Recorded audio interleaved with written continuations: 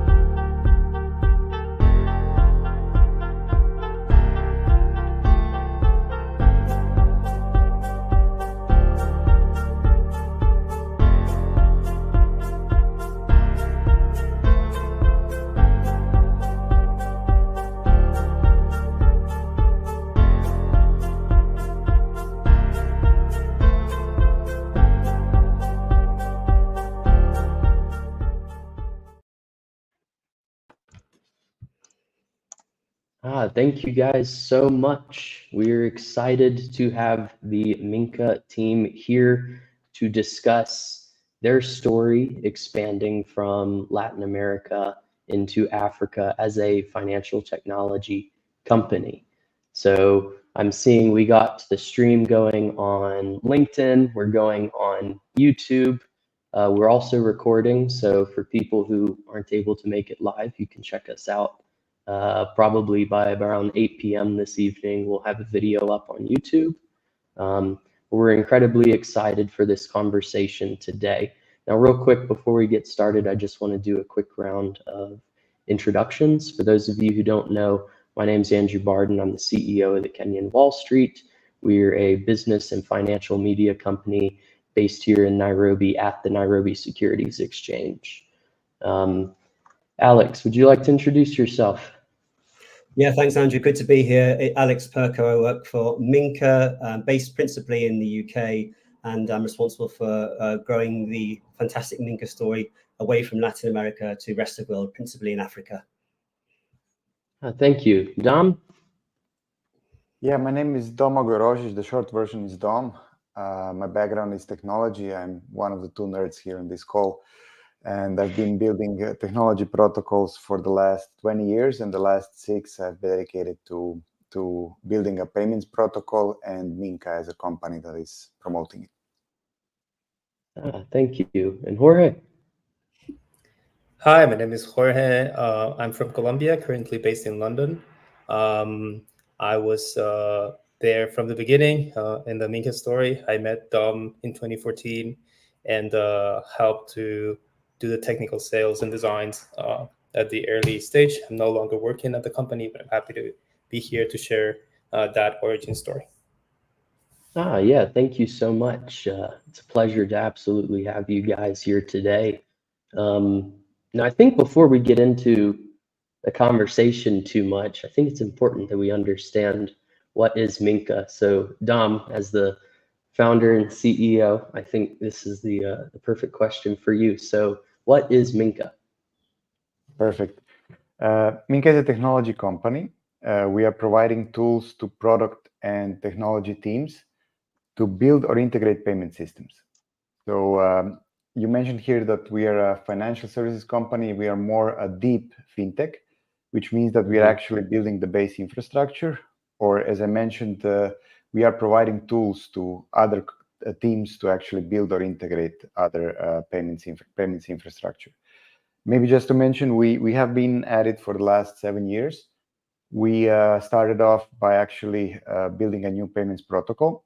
And some 3 or 4 years ago, we started with a large project in Colombia, where together with the local ACH and the central bank supervising it, we launched one of the largest, now largest real-time payments projects, which unusual for the whole space, is completely open both to fintechs, to cooperatives, to banks, to credit unions.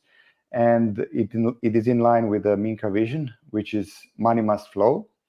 And in the last years, we have been replicating this model, either top down with other clearing houses and central banks, or bottom up with a small interest of the banks who want to implement something similar in their countries for a few other countries in Latin America.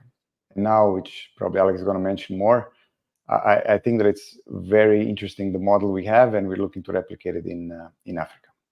But you're completely B2B. You don't work like the common person may never know of the name Minka, correct? Yeah, so one of the visions, that there's two things that internally we joke about the company. So one is that we're a boring company because we're doing the most boring stuff nobody wants to do, like the Super Mario building the pipelines and the rails of the payment infrastructure. And the second thing is that we're a company that hopefully everyone in the world would use, but nobody will know that it exists. Those are the two things. So the project that I mentioned in Colombia, it's called Transfija. It's very visible in Colombia, and there's more than 20 banks who are part of the system. And I don't know, 25 million transactions are being processed every month. But it is a project that everybody knows about, but not about Minka, because we're here behind the scenes helping others build similar solutions. Okay. Yeah, and I don't think most people understand how digital payments work in reality. It's not as simple as going into an app and sending it to someone else. There's a lot of different companies, organizations, processes that take place in the back end, for that. So, Jorge, Dom, Alex, I'd love to hear your guys' thoughts on, what is the value chain of payments? How does that work? And explain it to me like I'm an idiot, please, because like if I send it on my phone, or say I'm a company, moving $10 million, how does that process work, and what role does Minka play in that? Yeah, I know if Jorge wants to go, I can. Yeah, maybe I can take that one. So you mentioned payments, but before we make payments, you have to have money, right? Mm-hmm. There's special cases like credit cards and other stuff. But in a normal case, if you have a balance, then you can make a payment, which means that before you pay, someone needs to know that you have the money.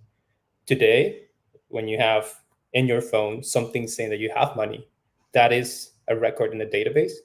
And that database is saying, we owe $100 to this person. And then if you make a payment, the difference with sending just a message in a cell phone is that you cannot just say, hey, I sent you 100, because you have to change the record so that instead of owing you 100, now I owe you 50, for example. And then after I do minus 50 on your side, I do plus 50 on the other side. If you do that in an internal system, that is trivial because you just tell the database minus 50 here, plus 50 here. But if you do that with two different institutions, like Minka in Colombia, between different banks, right? Or if you go international between different countries, you have to make sure that when you say plus 50 on one side, the other person actually did minus 50. Otherwise, you are creating money out of thin air and then end up owing more money than you should.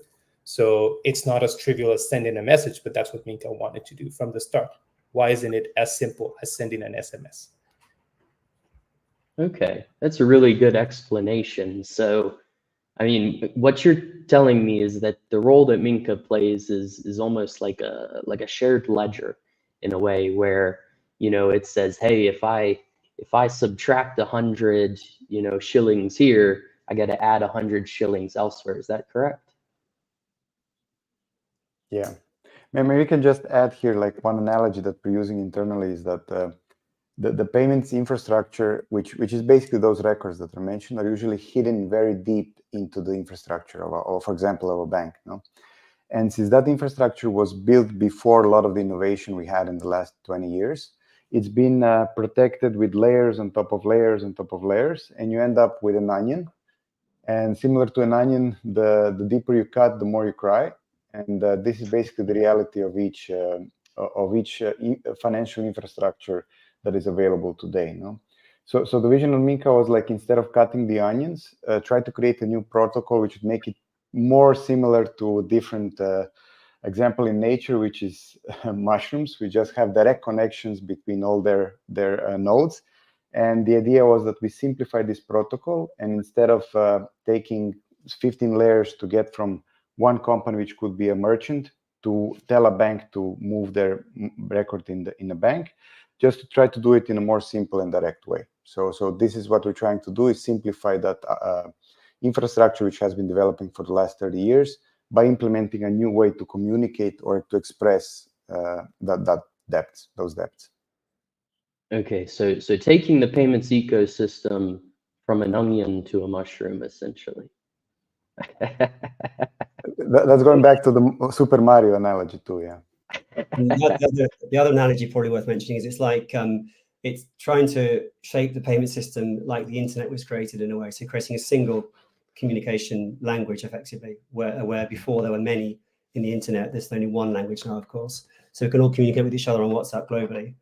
And payments is very different to that, obviously, at the moment. So we're trying to change that and create a single language for, as Dom said, money must flow, unification of payment systems and all the downstream benefits that creates as well.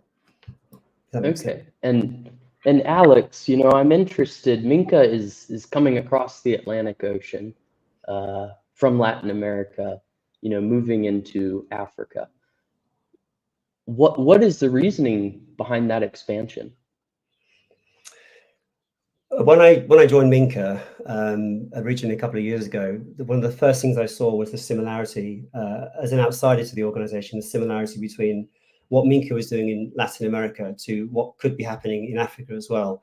And the more I dug into the technology and the more I dug into the stories in Latin America and also in Africa as well, the more I realized there were many similarities. There are some differences also, of course, between the two continents in terms of payment types, but also some great similarities. And what we've done in Latin America, especially in Colombia, where we started, is we've created some huge benefits for people in that country. Whereas before, to send, for example, the classic example of sending sort of $5 US dollars equivalent to somebody from bank to bank would take probably 3 days and cost you a couple of dollars. It was virtually impossible to do in that sort of environment. So Minka came along and we created this fantastic real-time payments ecosystem. And the benefits on the back of that, in terms of the overall economy uplift and arguably GDP, if you look at other real-time payments around the world as well, are non-disputable.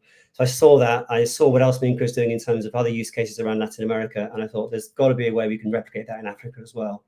And whilst that is true, there are some challenges. There's a huge opportunity in Africa in where we're focusing our efforts in terms of trying to plug some of those gaps that Dom mentioned in terms of the onions and the layers and the lack of interoperability and the fragmented ecosystems.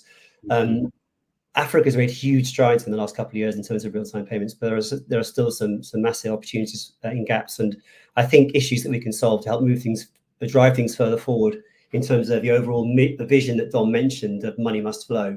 And that's our North Star is, we want everything to be unified and the ability to send points of value from point A to point B. And that's what we're trying to achieve. And whilst many companies out there, from my experience of looking into them and not understanding why they're different, many companies profess to do the same thing. You open up the hood and it's a completely different, it's a mess of wires and different boxes stuck together, and which causes delays and expense and all the other problems downstream and the lack of scalability. So we want to solve that in Africa. I'm not saying it's going to be easy, because of course there are different situations to be aware of as well in terms of mobile money, for example, and other situations as well. But we've got the foundation of a really interesting story, which we can tell to to our audience in Africa and see where it takes us. So really excited. Okay, interesting. And have you identified many competitors on the continent who are doing similar work to yourselves, or is this fairly new concept? I mean, yes. The answer is yes and no. There are many companies that profess to do a similar thing. I mean, it depends how you frame it. There are many companies that profess to do a similar thing to us, which is improving the ecosystem of payments. as I mentioned, when you actually lift up the hood, you see what's underneath. It's very different. And the problem with that, of course, as mentioned, is there's extra expenses and extra problems down the line in case the system falls over. Then there are all sorts of issues in terms of the whole payment system being jeopardized. We're looking at taking a different approach to some of these competitors. But also, I just want to say, in line with what we're trying to achieve and the ethos of the company, we're all about partnerships and interoperability.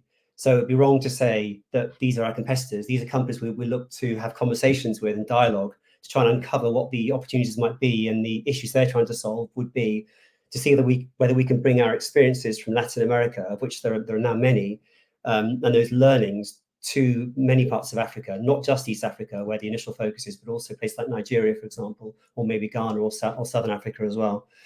Because we see there are some differences, but also some huge synergies between the two continents, like I already mentioned. So I'd say they're more partners than competitors. You could argue perhaps the main competitor is cash, arguably, maybe slightly controversial, but cash is obviously what 70, 80, 90% cash transactions are in cash in many countries in Africa, as Latin America. So and that which has downstream problems as a result of security and safety and lack of visibility and all those sort of things. So you could argue that we're working hand in hand with those partners and the regulators and the non-profits and the financial, inclusion bodies like African Lender, for example, Digital Frontiers, to try and raise awareness of the issue of cash and bring about more trust in a digital alternative, which is actually better in the future for the continent and for parts of the countries as well. So that's really our mission, as opposed to competing head on with many of the other similar companies. Yeah. That's a really good point. This is something, from my time at the Africa Fintech Summit and stuff, and my time at the Kenyan Wall Street, that we've covered extensively, which is, when it comes to solving payments infrastructure in Africa, it's much more of an issue of collaboration instead of competition. It's an ecosystem where everyone can play. And, what Benji from Nala always says is payments in Africa are 1% built. There's so much opportunity for making this more efficient and such, and, incredible opportunity. And you even look at, developed countries like the US. Some bank transfers still take 3-4 days in the US. Like that's crazy. You would think, they'd be a little farther along by now, but that's just how it is. But I'm really excited about what you're doing. And before we hopped on the call, you guys had mentioned, an interest, particularly in Eastern and Southern Africa. I was curious, why have you identified these areas, these regions, as being of top priority for your team moving forward? I think from my perspective, perhaps I can start because I've done perhaps a bit more research into the continent. I've been there a few times, and my experience is that East Africa is a good starting point for us. Not least, it sounds quite very prosaic, but the language is the same more or less across the region. So, but apart from that, in terms of the opportunity and the problems we're trying to solve, you've got 500 million people, a young population. We've got a growing GDP, fastest on the continent, of between 5 and 6%. You've got the opportunity there. You've got a proven, in Kenya is the heartbeat of mobile money. You've got a proven fintech success. And for me, one of the biggest barriers in terms of expanding opportunities for fintechs in Africa is going to be the awareness of what we're trying to do and taking people away from the safety and comfort of cash. So I think the financial literacy piece is really important as well. And as Kenya and Tanzania and Uganda and these sort of countries have proven, and also going west towards Ghana and Nigeria, the literacy piece is really important. So we know that's all part of our joint enough approach. So, and I see East Africa as being perhaps a good place to start. It's a very cohesive region, of course, as well. It's a centralized market. So we just think it's a good place to begin. Having said that, with investigation, we also, as mentioned, we're also going into Nigeria now. We've got some great opportunities now in Nigeria and also Southern Africa as well. So we're not limiting ourselves just to one region, but we are effectively a startup. We have to be, we can't be everywhere at the same time. And that is, for me, the best place to begin in terms of the opportunity and where there's a need to fill those gaps, even where there's established payment systems. I know there are still gaps, having had conversations in terms of technology gaps, for example. And we see what we've done in Latin America as being kind of leapfrogging technology that perhaps jumps over some of these sort of, that Dom mentioned, the onion layer problems which exist underneath. And if we can apply that philosophy to some of the existing switches in parts of Africa and circumvent those problems, then our job is half done. And that's kind of what we're trying to achieve. So East Africa is a place to begin, and then from there we'll see where it takes us. It's a beginning of a long journey, hopefully. Okay. Now, for all of our listeners, I want to remind you, please, if you have any questions, please put them in the comments section, whether you're following us on LinkedIn or on YouTube. I can later toward the end of this discussion, we want to cover a few of those questions from the audience because we know, the topic of fintech and the topic of payments infrastructures is complicated, and we want to, conclude this conversation with everyone having learned something. So if you have any questions, please throw them in the comment section, and we'll be sure to cover them. Now, I want to hop back over to Dom for a second. Earlier, you had mentioned that you had identified, some similarities and some differences between, the ecosystems and the payments infrastructure in place between Latin America and Africa. And I was curious if you could shed a little bit of a deeper light on that for us. Yeah, maybe just a bit of a background. I was lucky to work in a telecommunications company a few years back, and we were actually quite closely involved with the Safaricom and the early days of M-Pesa. No? So I did see what was the situation in the country then, how it advanced, and how is it now. No? One of the first similarities that I want to mention here is the infrastructure, because similar to Kenya, in Colombia, we have really strong wallets, which you can call mobile money there too, which are basically leading the market. So in case of Colombia, it's 3 wallets, which are very similar, that are leading the market, or principal 2. And you have M-Pesa in Kenya, which is leading it. So maybe that first step of actually educating the people and explaining that you can send money through a phone number, it's like the first step, which already happened. No? The thing that was the next step maybe is interoperability. And I think it's a struggle right now also in most of the markets in Africa, because what happens if someone else wants to join the closed loop system is that you have issues with connectivity, issues with the terms that you're going to agree with them, and at the end of the day, a technology problem, how are you actually going to interact? No? And then how do you add new use cases? So what is happening in LATAM and Africa is very similar, that the banking market is quite fragmented. There are usually always large banks who are principal, but it's very fragmented, exactly because the cooperative sector and because of credit unions and actually players who are not directly visible, or mobile money operators, or other types of companies or fintechs who are not directly visible in the financial system. So that's another similarity, and I think that similarity is the consequence of still high use of cash in the whole region. You know? So unlike although there's a lot still to do, US and Europe, where credit card penetration is very high, the credit card penetration in those areas are still very low. So there's a big opportunity to build new things. And just to mention one last thing, it doesn't matter what stage the country is in. I think that Kenya is much more advanced than some of the other countries, but still there's a lot of use cases that you're simply not covering if you have one closed loop wallet. So it's like dispersing to different types of money to different types of entities. It's like request for payment. It is automating subscriptions, which are online. So there's a whole suite of payments which come possible only when you peel off part of those layers of the onion. You know? So primarily, I think it's the fragmented banking market, the high presence of wallets, which I would include the mobile money, and the still high use of cash in the whole region. Okay, interesting. Now, on the topic of interoperability, something that's occurred to me is that, from what I've seen in certain countries, in Kenya as well, is that this often has to be pushed by the regulator, forcing companies to, hey, you have to be friends, you have to work together, and correct me if I'm wrong, but Minka also does that. It enables that interoperability, correct? Yeah, maybe I can leave it also a bit to Jorge, who was there in the early days to see the struggles we had. So there's two ways to do it. One is the bulldozer method, which we had to do in Colombia. When I say bulldozer, you just come and regardless who asks what, you just push it, which is really hard to work with large institutions, no? And the other one, which is happening in other countries, including UK, where Jorge is that the regulation, once it's out and once it has some kind of obligatory or pressure towards the participants, everything moves much faster.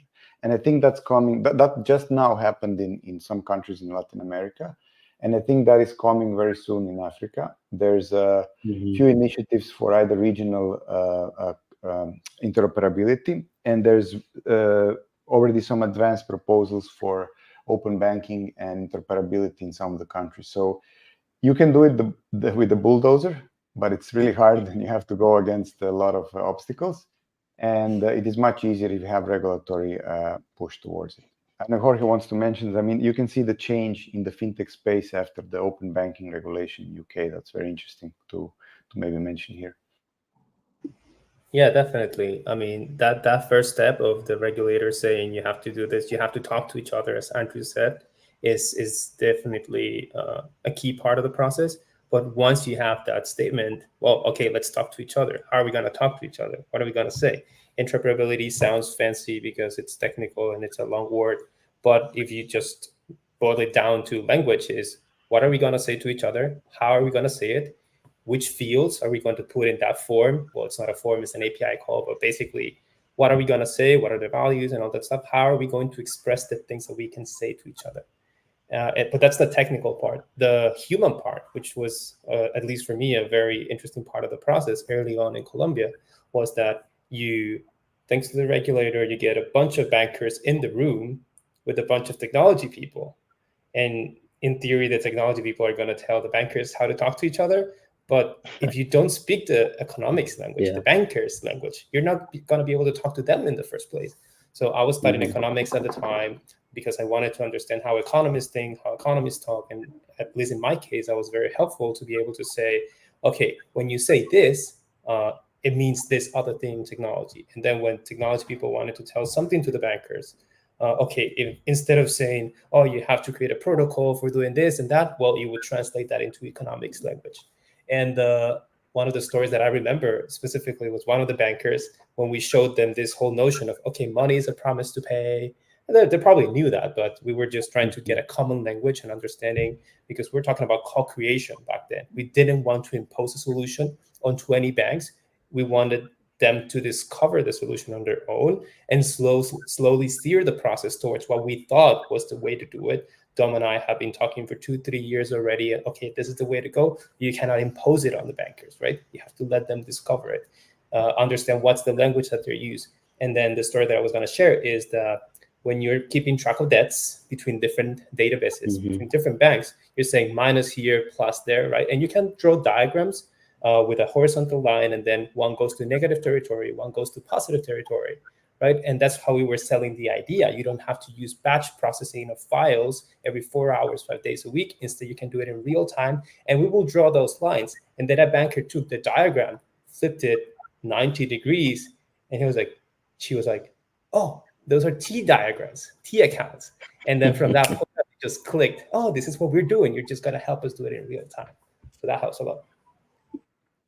That's a really good example and a good point. And, something I realized as well, over the years is that, this kind of almost Silicon Valley mindset to move fast and break things, it doesn't work for banks. Doesn't work for banks. You gotta kind of meet on a common ground, common language, and kind of discuss and guide the process as it goes. So I think that was a really good point that you made on that. If I could just interject there, just to add something, because I think what's also important is the fact that we're talking very much sort of a top-down approach in that respect with regard to the central banks we've been speaking with.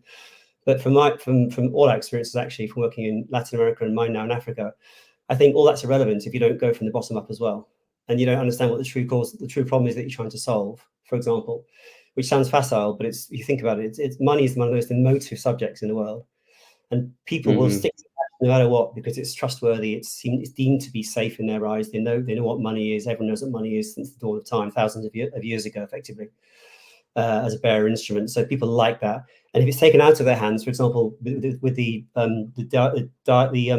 journey into the CBDC territory, for example, as we saw in Nigeria recently, or we're seeing in Nigeria at the moment, as an example, you might try to mandate something from the top, but it's not always going to be successful unless you truly understand the psychological and the real reasons for trying to change a dynamic at the sort of last mile level. And so what we've done is we tried to adopt this kind of top-down and bottom-up approach in terms of our conversations. As I mentioned before, we're speaking to the likes of the central banks, the regulators of the banks and the fintechs, but also to those that can influence in terms of financial literacy as well, which I think is really key and key part of the puzzle. Because you can say all you like about changing network infrastructure, mandating it, but people want to stick to cash. Unless you remove cash from the system entirely, which is impossible, especially in Africa, as you know, then it's not going to work. People are going to stick to cash. And we're going to see, as we saw in Latin America, a stubborn 85% of all transactions being in cash, irrespective of how good a payment system is. So that's one of the real challenges in terms of the media, the education, the non-profits, all being involved in those conversations, which we're trying to do, which we're trying to bring that across to Africa as well as time moves on. So I just thought I'd mention that as an interesting sort of bottom-up joint approach. And I agree with you. You know, financial inclusion, in my opinion at least, is worthless if it's not beneficial. You know, it has to bring, you know, some benefit, some utility and such. It's, you know, people aren't willing to just put their money in a digital bank because they're told to. You know, it's like, what's the benefit? How is this better than, you know, keeping it in my pocket? I'll do the opposite, probably. Yeah, or under the mattress or something, you know. So it's a lot of that discussion. And I mean, even here in Kenya, from what we've experienced, you know, if the internet goes down, you know, if data disappears for a few hours, well, you can't really use M-Pesa very well, you know, if communications are down. So, you know, what happens, you have to temporarily revert back to you know, cash, or, you know, you're stuck washing the dishes.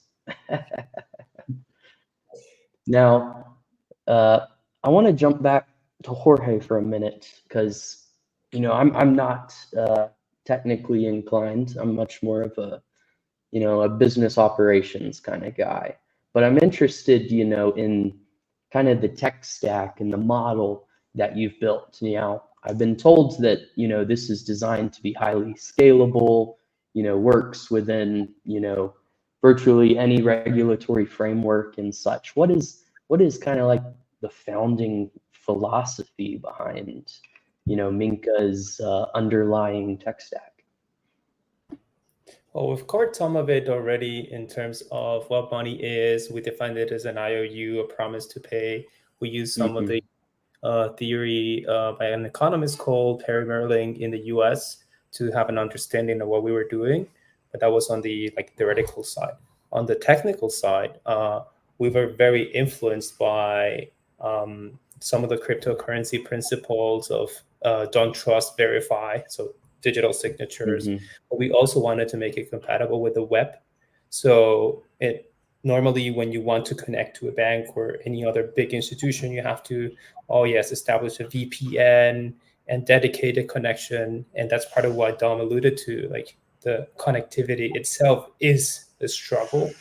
We wanted to get away with all of that and say, okay, if money was native to the internet, you get Bitcoin or something like that. But if it was native to the web, what would it look like? So you would start with links, URLs, you would have an API and things like that. And then if you want to send money, you post to that API. If you want to check your balance, you get from that API.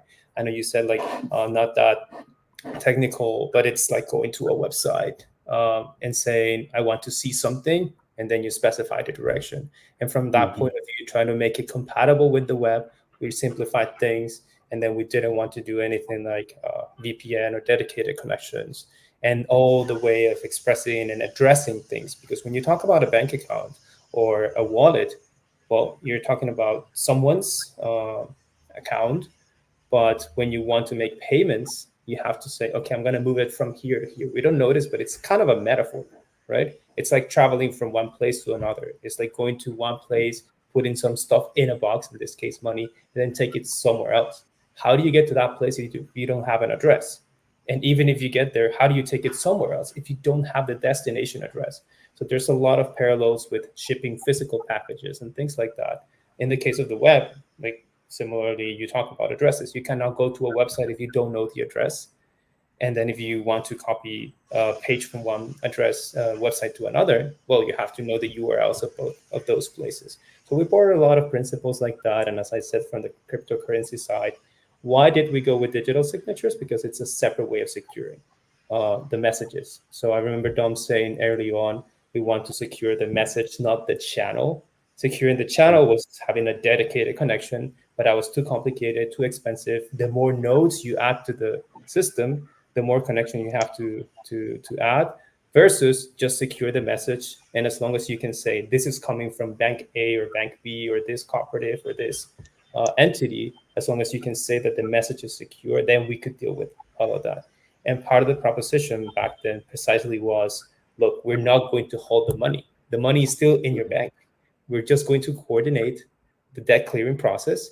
And as long as we can prove that this request is coming from this bank and then show it to everybody else, yes, this bank said this, you can verify it for yourself. Well, we didn't have to make them trust that we would safeguard the funds, because in the first place, Minka is not a bank, right?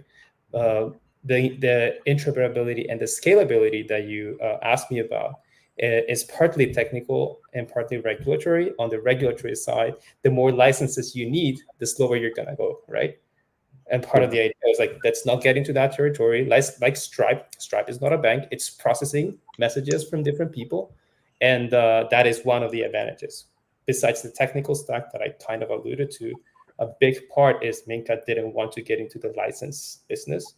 And that's why going to Africa, it wouldn't be stopped by, oh, but you need a license in 8 countries. Instead, you focus on the messaging and the technology side of the things.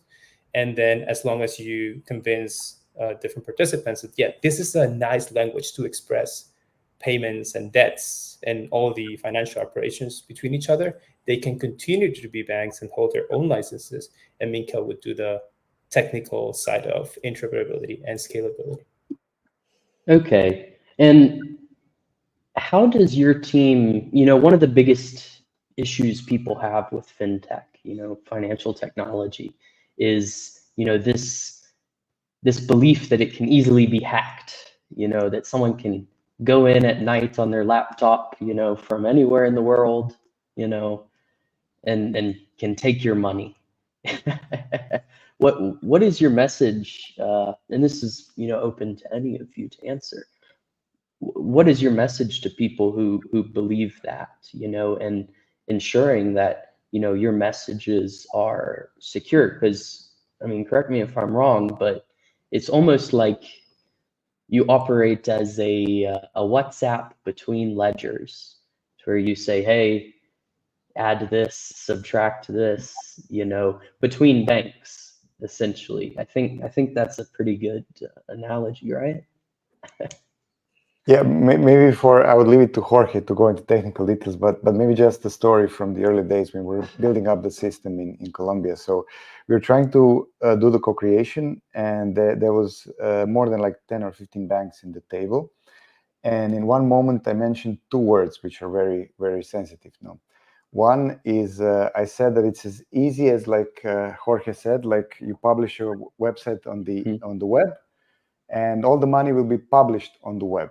Like you publish a website now. And that was the first thing that get people uncomfortable. But then I said, like, but it's also as secure as Bitcoin. And in that time, that was 6 years ago, the two words that you wouldn't say, like publish something on the web as a bank and then mention Bitcoin. And 2 or 3 people, it was like 2 people from the audience just picked up their stuff and left the conversation. So talking about those concepts and trying to mix them together in a very traditional world is sensitive. What is on our side is that we've processed now hundreds of millions of transactions, and we never had a single case of fraud. There were social cases where people got their phone stolen or similar things to that, but we never had a case where we actually had a transaction which was disputed by the bank. And the reason for that is when you look at the WhatsApp messages, and you mentioned it very well, and I hope we're not doing promotion to Facebook or Meta, but a lot of the companies who are on the internet, a data breach would simply kill them. A company like Google or Meta, since we're already mentioning them, they live out of protecting data. So they're using protocols which are quite open, like HTTP and TLS, and those protocols have been proven to work in the last 15 years, and at least for the protocol that I mentioned, have never had a case of being broken.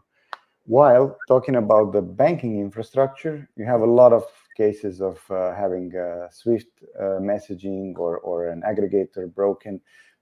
So if you combine that with the forbidden word that I mentioned before, which was the cryptocurrency, and combine that cryptography plus what you already have on the web, you have a system which is pretty robust and secure, but not just pretty.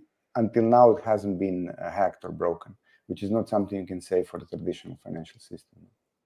That's a really good record to have, and even for very prominent fintechs here in Africa, we've seen some horrible cases of fraud. Some very good companies doing really good work go down because there's a small loophole somewhere. It seems that you don't have any loopholes for anyone to exploit in terms of cybersecurity, which means I guess everything is safe. I mean, nothing is perfect, but there are definitely ways in the architecture and in the choices of technology to minimize that risk. And there's a lot of compromises in the financial space in fintech, which we're not willing to do. So maybe that's a better answer. And I can. Oh, go ahead. No, I was going to say it's actually a question I get asked a lot actually with regard to security. In fact, we were only asked it yesterday in a call in Nigeria about security, but also not just security, about transparency. And that's been a lesson learned from me from the last, I guess, few months of speaking with people in parts of Africa. That transparency is one of the key sort of issues as well. We have to try and sort of be aware of.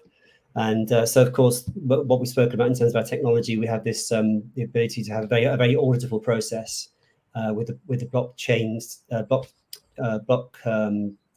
style influences. It's very auditable, very transparent in a way. So we try and sort of counter that with this sort of education about the technology itself, which really does help to sort of light a spark in audiences' mind, I guess, in terms of how we could possibly improve the situation when it comes to transparency and fraud in many cases as well. So we are thinking around those issues in a very which is encouraging. I think it works really well in Africa.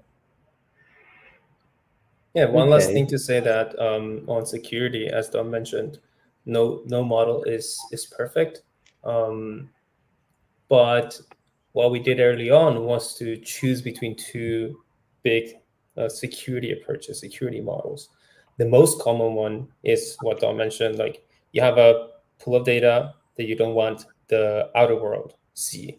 So what do? You build walls around it. That's the security model of putting like walls around the city or building the Great Chinese Wall or anything like that. The usual security model is build walls around what you want to protect. But what happens as soon as you get someone inside the city, as soon as you get a Trojan horse, you're done. They're inside, they can do whatever they want with the data, with whatever you're trying to protect. Another security model, which is based on digital signatures and cryptographic hashes, not to get too like technical about it, but it's basically if you send a letter to someone, how do you know that the mail service didn't change the contents of the letter? That is integrity. 2, how do you know that it comes from the person that it claims to come from? Your husband, your company, whatever. That is authenticity, right? And then in times of war, you talk about, I don't even want the mail service to see the contents of this letter, which is confidentiality.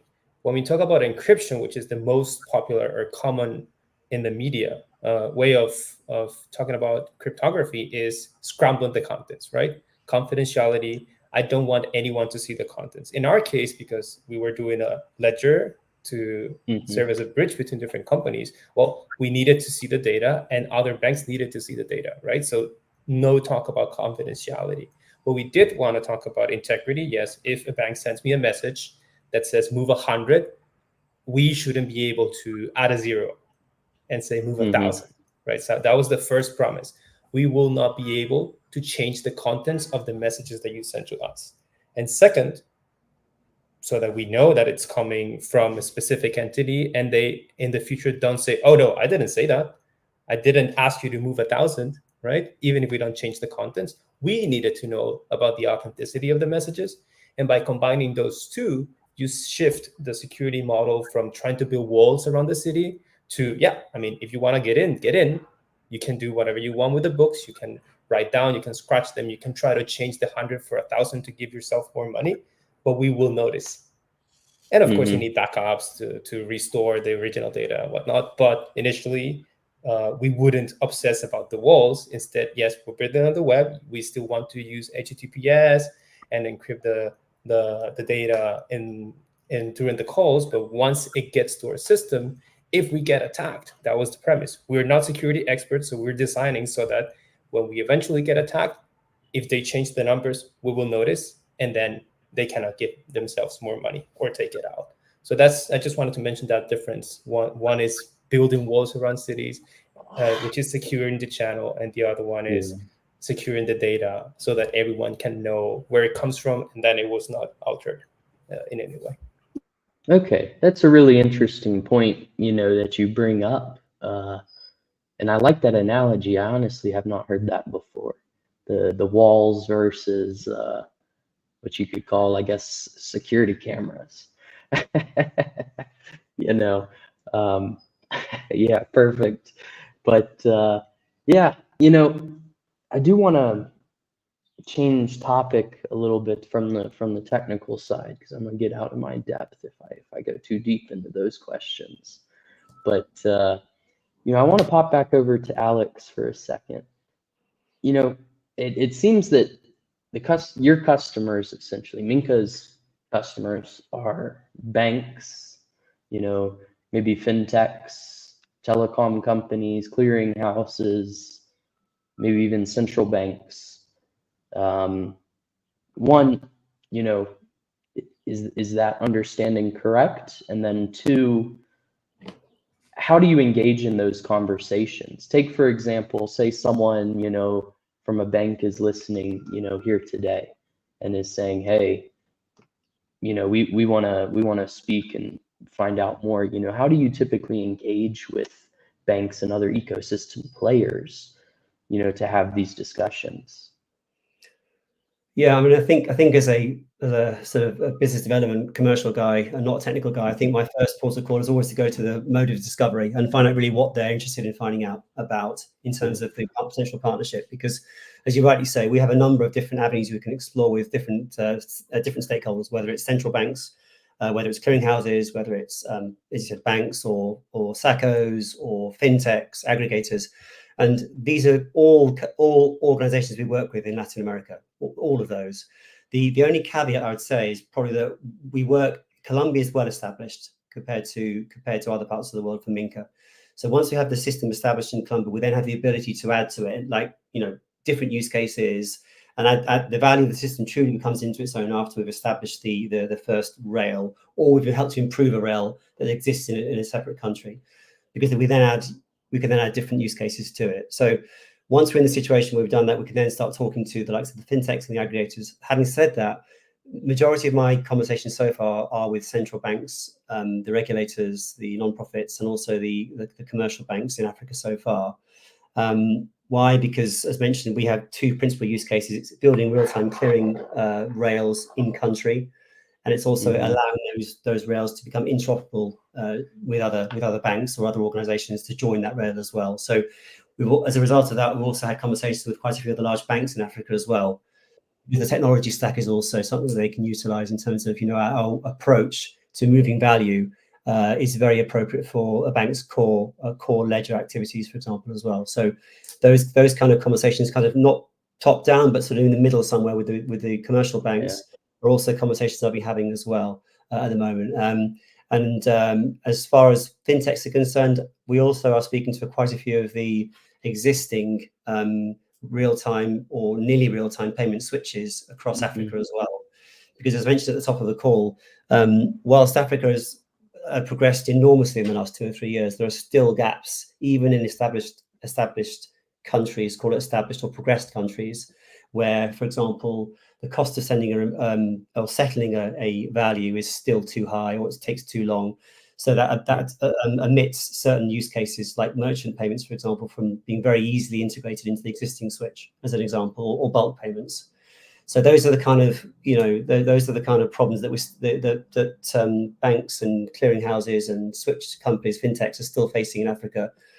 And we're applying our lessons from Latin America to solve those problems now in Africa. So it's a mixed audience, as you said, with different issues. And it's a case of going down and seeing, because we run this fantastic protocol, as we've already spoken about technically, there's lots of different ways in which we can apply the value of that protocol, whether it's security, whether it's transparency, whether it's moving money faster and the cost savings it brings, or adding new use cases for microfinance organizations or SACCOs in Africa. There are different ways in which we can approach the core problem within each country. Obviously, Africa is a continent of 54 countries, which all have different issues. So we like to approach it in that way, to be honest with you, from a different approach to each country, and see how the conversation and dialogue unfolds before we advocate for a particular solution. That's a really good point. I've spoken with a lot of different fintechs, and especially ones coming from specifically the United States. They come with this interpretation that Africa is a country, and that's not true at all.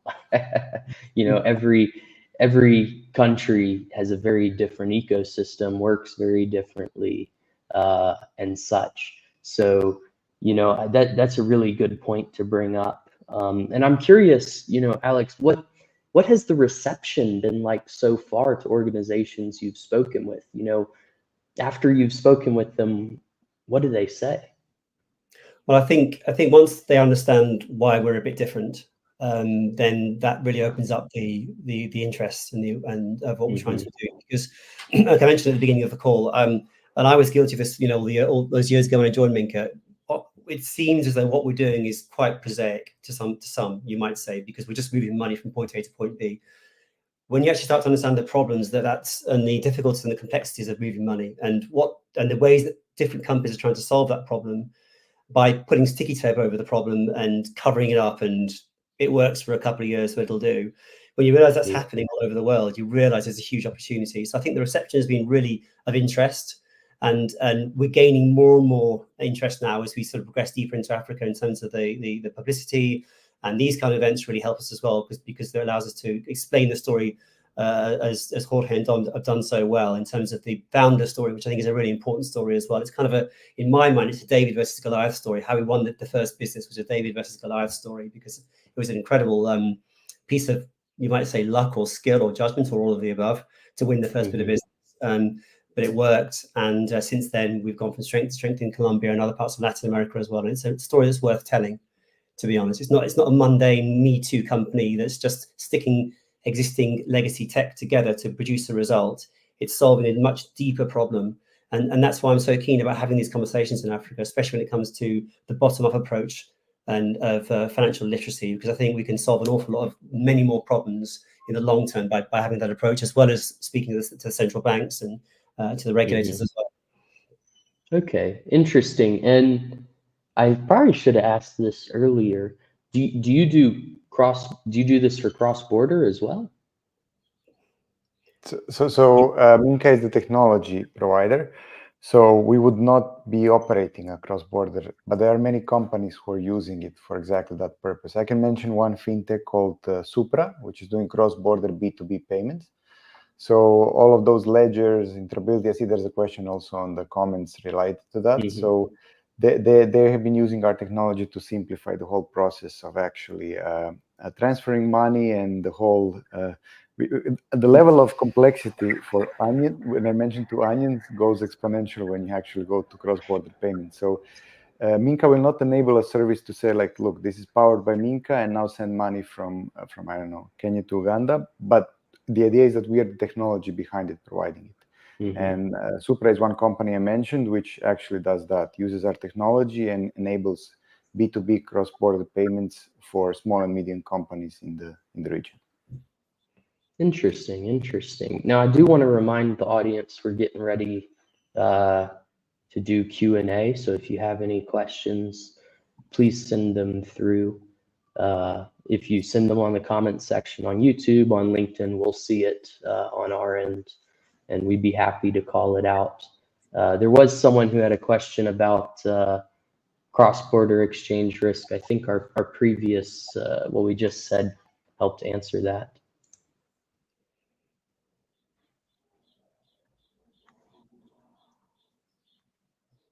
Now, you know, as we wait for, you know, some questions to come in and such, I want to ask you guys, is there anything that I've missed that I haven't said that you think should be said? Maybe you have a deep, I think, knowledge and understanding of the local market because you've been there for a while and you're completely involved in it. Maybe it would be good to hear your feedback on how do you actually see the fintech space right now in Kenya specifically, and the opportunities now that you learned a bit more about Minka. No? Yeah, so I mean, with the fintech space, you have M-Pesa, which is, you know, kind of the most obvious one, the largest one, and, you know, truly it is pretty much everywhere. Whether you go up, you know, to Lake Turkana, whether you go, you know, down to Diani, you're going to find M-Pesa just about everywhere. But, you know, there's a lot of people who are doing a lot of work. Take, for example, you know, I had mentioned cross-border earlier. The remittance market in Kenya and across Africa is absolutely massive. And there's a lot of movement, you know, in that space. Now, in terms of, you know, what you are doing, there are some people who are working in the space, but not in the same way that you are. Take, for example, there's a company here called PesaLink, which connects, you know, different banks for, you know, instant payments. I'm not sure how, you know, their back end works, so I don't think I can compare it fully to Minka, but I know, you know, it works pretty effectively in moving cash. And I think, you know, as opposed to you know, just being kind of sending messages across the ledger, you know, your team is much more, or their team is much more, I believe, the custodian, the ones actually moving the cash and such. And I know Jorge has to hop off in a minute. Is there anything you want to say before you have to run? No, I think I've spoken enough, but if you have any other questions from the audience later on, I'm happy to continue the conversation on Twitter or LinkedIn. Yeah. Okay, yeah, and thank you for your time. We're going to continue with the discussion here, but we understand people's schedules, and thank you so much for joining us. It was awesome to meet you and speak with you, and you're awesome at analogies. Sometimes I have to stop myself, but yeah, I like to think in that it's sometimes useful. But nice to meet you, Andrew, and hope we talk again later. Yeah. All right. Cheers. Cheers. Yes. Bye, Dom. Now, now coming back to, you know, the topic of fintech in Kenya. You know, like I had mentioned, it's extremely dynamic space. There's so much going on, and you know, something that I've sensed across the major, you know, fintech markets in Africa, being, you know, Egypt, South Africa, Nigeria, Kenya, Ghana, and such, is that, you know, many young companies are moving to the next stage of the development of the ecosystem. So this is really the development of use cases.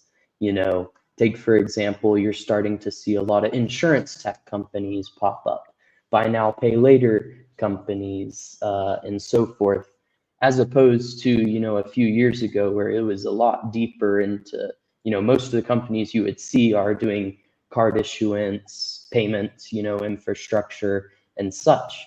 But, you know, one of the downsides of that trend is, you know, as I mentioned earlier, and as our friend Benji often says, is payments in Africa are 1% built. There's still a lot to do in that space, and so forth. Yeah, I think it goes back to what Don was saying at the top of the call about us being a boring company. I mean, there are lots of different use cases and different trends and different applications, which are don't get me wrong, they're vital. And of course, and the ability to have different ways of paying and moving money is part of our mission. But unless you've got the plumbing in place first, the infrastructure in place, and not just the payments infrastructure, but that even underneath the payments infrastructure, the data, the power, the physical infrastructure to allow money to move as effectively as possible. Mm-hmm.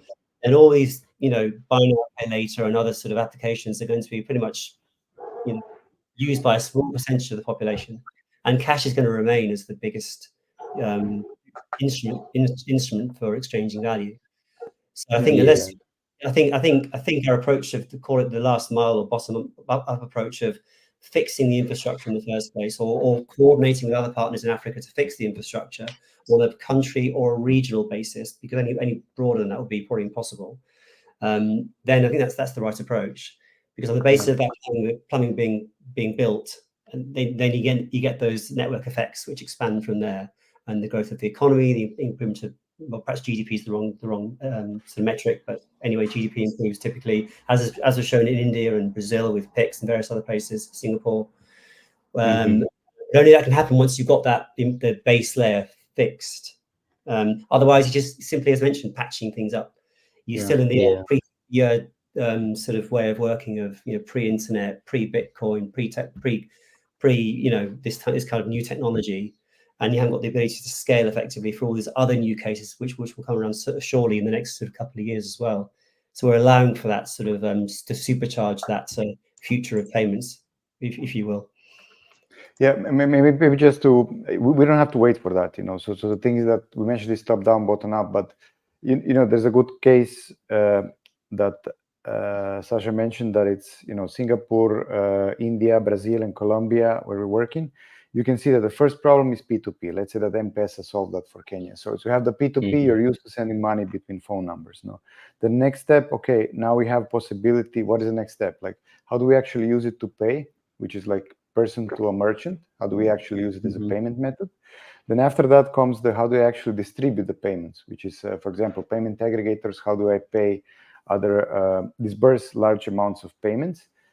And after that, it's like cross-border payments. This is like progression of the use cases. And then the last one is the things that are popping up right now, which is, like I said, buy now, pay later, or like a new payment schemes, which are not there, but they're backed by the backed by the base infrastructure. So the original idea and what we still think is going to happen, regardless of what company it is or what fintech it is, they're going to need a ledger. Because it really doesn't matter what they do. If it's it's even more important if it's a payment aggregator or if it's doing a buy now, pay later, because in a way it doesn't seem like that, but they're actually issuing money.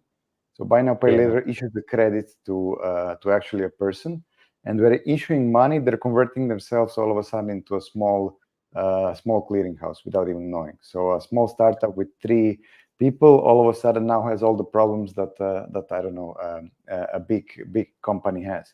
And the idea is that we help in that way twofold. One, of course, is rebuilding the infrastructure so it's easier to collect, but the other one is that it's easier for them to actually build those kind of solutions. So that's why I mentioned earlier that it's tools, and the tools that we provide are like Lego building blocks. Okay, I need something similar to a clearinghouse. I need to issue credit to a person, I need to do it in installments, and then need to collect it gradually while I notify the merchant that the goods have been paid. So this kind of interactions is something that you can use the platform to actually model it and then implement it fully in the process. You know, you answered my next question already. And Ms. Kim, thank you so much the question, because I was gonna take your question and alter it a little bit and be like, how does Minka work in regards to different use cases? And I think you just covered that, and I think that's an extremely important thing for us to note, is that Minka is like a specialty Lego brick, and if you need that brick to solve something, you can go out and you can work with that brick. It's There's two terms that are like unusual, but that's maybe for the next conversations we're having, and a lot of the companies we're talking to actually want them first step to try it. I mean, we're trying to do all this fully open, in the sense that it's first open to anyone to try it. So it's completely open environment where you can try, test it, play around, and see what you come up with. People usually come up with much better use cases than we do, and that's the whole point of the platform. But when you look at it, and I said it's building blocks, it's like two things. Like, you can program the money and you can publish it, which is something very unusual. And like, when you talk about those terms, you don't usually program money and you don't publish it. But that's exactly what the platform wants to do, that you have actually a language where you can express the way that the money needs to flow, and then publish it for someone else to consume it or send it somewhere where it needs to go. So I think this is the revolutionary part of what we're doing, because a lot of the, like you mentioned, the payment infrastructure companies are looking to connect whatever is there, instead of solving this base problem of how do I actually express the movement of money. Okay, and let's say, using the previous example, let's say I just started a BNPL company, and I need Minka's services. How do I reach out to you? It's a simple question, but how do I talk to you guys? Yeah, there are like public access through the website, and probably it's right now reaching Alex, so you can have more direct communication. I think Alex is going to leave his contacts. Quite soon, we're going to be building a self-service platform, because we've seen that the demand for those smaller companies we didn't count on before is much larger than we thought. So for now, it would be contacting us directly, and we will enable you a test environment. To a large part of the story, it's completely free. So for a small company who's trying to build a prototype and use it, they can just set up the environment. We set up the environment, and they can use it until they start significantly growing. And very soon, which is going to be probably in a month or so, or in a few months, we will publish a self-service platform where you don't have to interact with Minka, but just take the ledger that you need, open it, and simply configure it on your own. So right now would be contacting one of our sales teams, and we'll prepare them the environment so they can play around with the platform. Okay, and I mean, I don't want to give too much unsolicited advice, but I think you guys could really do a lot with like partnerships with some of these ecosystem building hubs and such. I know Nairobi, we got like at least 10 to 15 startup hubs alone. There's tech hubs all across Kenya that the government is spearheading. There's a lot of opportunity, to get this solution out there. And, I think once, fintech developers, fintech companies, start using it, they'll be like, well, damn, this is helpful. Yeah, that's a great advice. I think that's next step for us. I mean, maybe just last comment, we are starting with the big companies because they require a lot of hand holding, but hope nobody's listening here from the Colombian companies, but we prefer the small ones and fast ones because there's not too much need for hand holding. And on the other hand, they come up with such cool solutions we never thought of. Like this company I mentioned was doing B2B international payments. We didn't even know you can use the ledger for that. And they set up the whole system, environment, integration, everything on their own, just using the tools and the Legos that we gave them. Yeah. I think just to add to that, I think looking at the comments here as well, I think KJ Frederick mentioned investing in supporting farmers. And from my conversations with people in Africa, one of the key takeaways for me is the fact that there does seem to be and this may be reflected in Latin America as well, from the conversations Dom and the team have had over there. But there does seem to be this hunger for tying in the payments to be invisible, tying in the payments with a specific industry use case, be it a cornerstone industry like agriculture or another sort of industry that employs a lot of people, has the responsibility of keeping people fed, roofed, and watered, especially in perhaps more subsistence environments as well. So there does seem to be a real hunger from the banking community that I've spoken with to try and tie in this type of new, call it new, real-time payment solution in with a specific industry and solving a specific problem within a country, or broadly, more broadly, regionally, or even internationally. I've had a few conversations with banks about improving the payment system from one country in Africa to a country in Latin America, for example, within a specific industry, to try and shorten those timelines for the recipients of the funds, etc. So I think it's a really good point. And when we arrive in Africa in September, as we will do for the conference season, we will have hopefully many, many more of those conversations with people. We know how important it is to press the flesh and meet people and have those real conversations. And I'm sure it'll help shape our proposition further on a much deeper level, and really bring it home as to how important what we're doing is for many countries in Africa, not just the Eastern region, but many other parts as well, hopefully as well. Okay. Now, I want us to wrap up things. We've been on for over an hour. I know Dom, Alex, Jorge, everyone's busy. I'm busy. I got emails to send.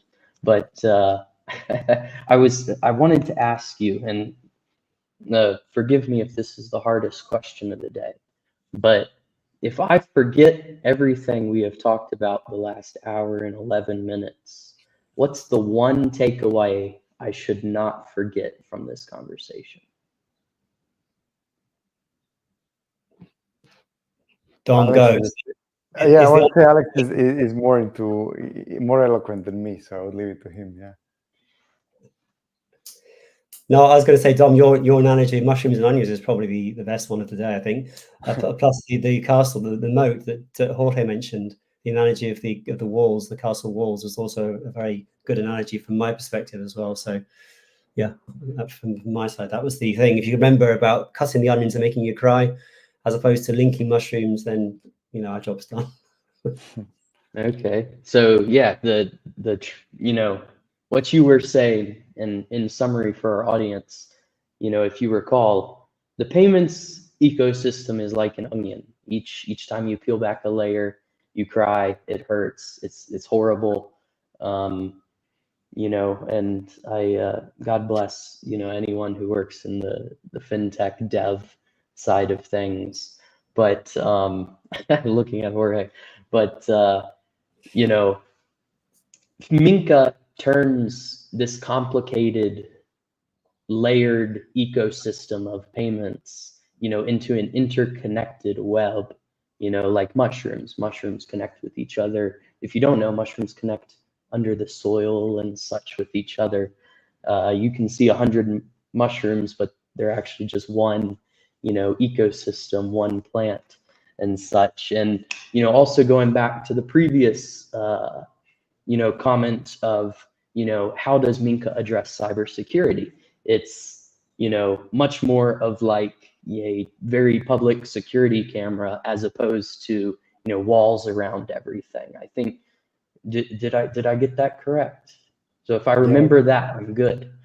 Yeah, it's good. And maybe one last thing from my side, that to build or integrate payment system, it usually takes months and a lot of tears because of the onion thing. And our mission here is not to compete with anyone, but to give you tools so you can do it in days instead of months or years. Okay.